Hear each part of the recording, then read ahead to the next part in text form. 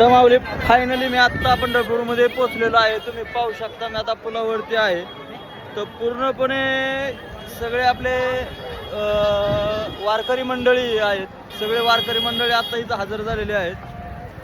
पाहू शकता तुम्ही.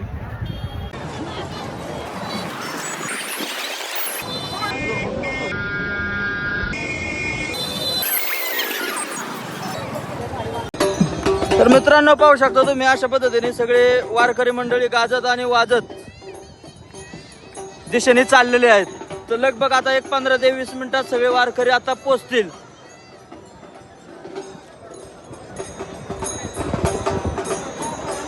पाहू शकता. कोणत्या गावचे म्हणले? बीड. बीड वरून आले. पायवारी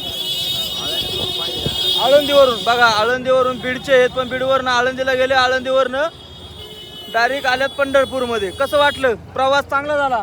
काय अडचण? ओके. रामकृष्ण हरी. तर मित्रांनो पाहू शकता इथं अशी रांगोळी बी छान छान छान छान मध्ये काढत आहेत सगळे.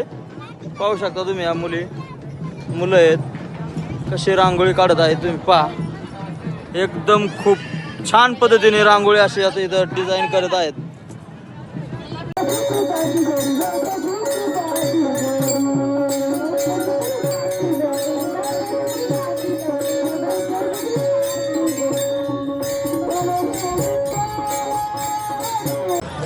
मित्रांनो पाहू शकता वारीमध्ये आपले वासुदेव मामा बी आलेले आहेत. कोणत्या गावचे पाहुणं? आमचे गाव तासगाव. आसगाव. कुठं आलं? खास गाव होय. खास गाववरून आले बघा. पाहू शकता एकदम वारीमध्ये ते बी सहभागी झालेले आहेत. सेवा देत आहेत आणि सेवा देत आहे. चांगले आहेत बघा. त्यांचं रूप आणि कसं एकदम छान पैकी आहे मित्रांनो. रामकृष्ण हरी मंडळी पाहू शकता. आता मी चाललो आहे बोटीने. बोटीने पलीकडे दर्शन घेतलं. दर्शन घेऊन मी आता सध्या अलीकडे चाललेलो आहे. तर पाहू शकता तुम्ही.